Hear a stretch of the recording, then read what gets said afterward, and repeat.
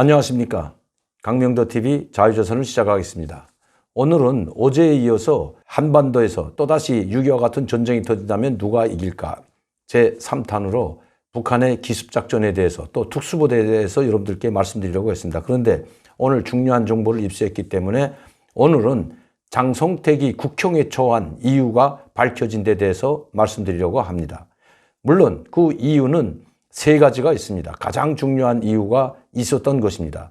제가 이 정보를 입수한 것은 바로 어제였습니다. 최근에 북한의 국가안전보위부 최고위층, 즉 대외정보국, 상당히 큰 역할을 하고 있죠. 이 대외정보국은 큰 대사관이지만 각 대사관, 독일이나 중국이나 러시아와 같은 이런 큰 대사관에는 꼭 국가보위부 일꾼들이 파견됩니다. 그 일을 맡고 있고 또 대외정보 활동을 하는 부서의 총책임자가 망명을 했습니다.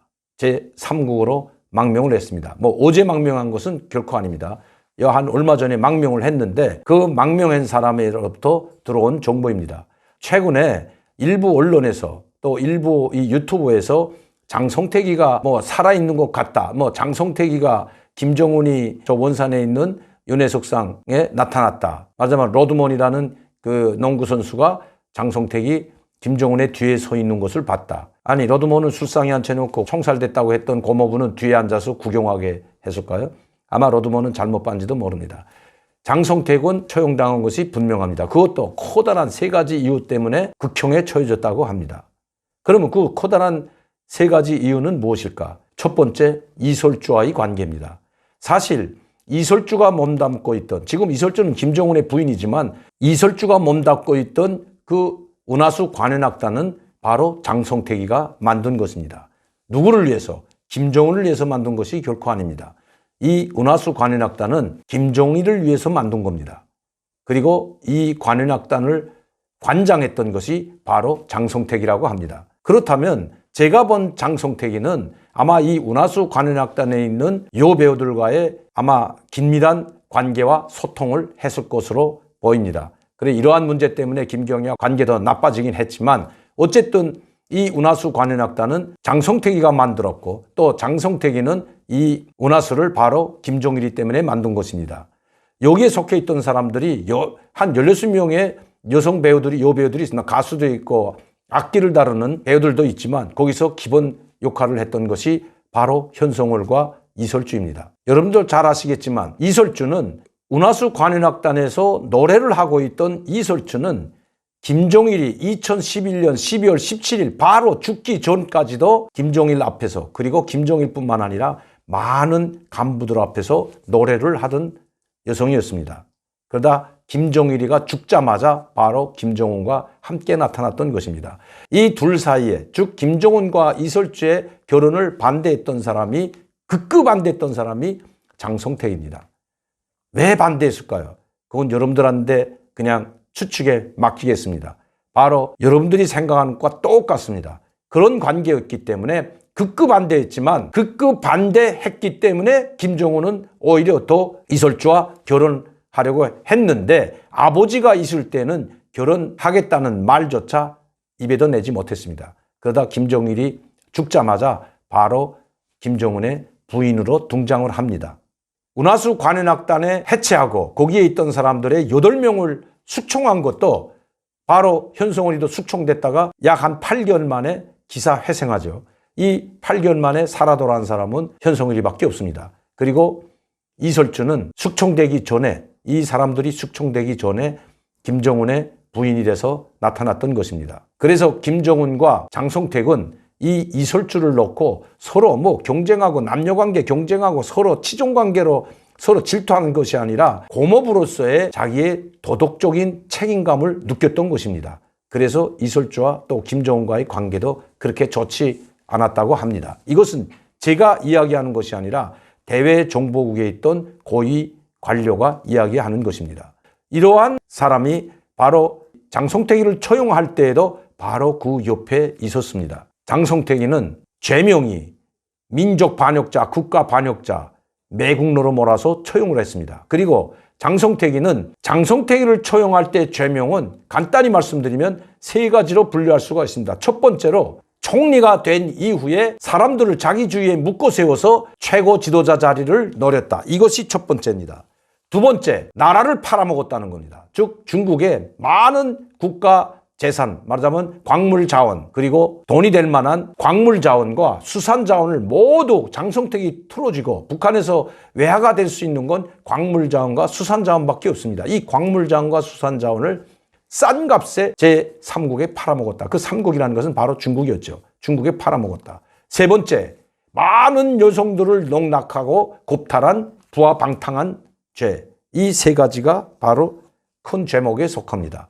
바로 여기에 여성들을 성농락하고 겁탈하고 부하방탕한 이 죄목에는 바로 운하수 관현악단이 속해 있다는 것입니다. 자, 여러분, 총리가 돼서 김정은의 자리까지 노렸다는 것. 그럼 이 정보를 어디서 김정은은 얻었을까요? 이 정보를 어디에서 받았을까요? 중국 내에 있는 고위층으로부터 받았다고 합니다. 왜냐하면 장성택은 2012년 8월 이용호 총참모장을 수총하고 그리고 바로 8월에 대규모 고위 관료들을 이끌고 중국을 방문합니다. 마치도 수령이 된 양, 최고 지도자인 양 당당하게 고위 관료들의 초청을 받아 중국을 방문합니다. 그리고 최고 지도자급, 말하자면 정상급 대우를 받고 돌아옵니다. 그런데 그 정상급 대우를 받을 당시에 중국에 한 이야기가 있다고 합니다. 그 이야기인즉 조금만 기다리면 내가 이제 북한의 총리로 등극할 거다. 그리고 김정은은 이제 내가 당과 국가의 상징적 인물로만 남겨놓고 모든 정치는 내가 하게 될 것이다. 나를 조금만 도와달라. 내가 요구하는 걸 조금만 도와달라. 그리고 시간을 나한테 조금만 주면 내가 모든 것을 장악하고 당신들과 손잡고 내 북한을 내가 이끌어 나가겠다. 이런 이야기를 중국에 했는데 이 말을 바로 중국의 최고위 당국자, 그때 당시는 시진핑 주석이 아니고 후진타오였습니다. 후진타오 시절에 당 정치국 상무위원이었던 한 사람으로부터 이 이야기를 들었는데 그 이후에 중국 정부에서는 이 사람을 최고 비밀을 팔아먹은 민족 반역자로 극형에 처했습니다. 그래서 김정은은 이 장성택이 한 이야기를 듣고 준비하기 시작했던 겁니다. 아, 내가 잘못하다가는 고모부에 의해서 숙청될 수도 있겠구나. 그리고 김종남이를 그때 당시 보호하고 있던 인물이 바로 장성택이었습니다. 그래서 한때 김종남이를 옹호하려고 하지 않나 하는 그런 의구심도 많았는데 그거를 뒷받침하듯이 중국 정부는 이 김종남이를 계속해서 보호해주고 관리해주고 했던 것입니다. 극도의 신변의 위협을 느낀 김정은은 자기를 따를 수 있는 축군 세력들을 모집하기 시작합니다. 거기에는 바로 삼지연에 모였던 8인방이 속하는데 장성택과 가까웠던 사람들도 김정은의 부름을 받고 삼지연에 와서 김정은 편으로 다 돌아서는 거죠.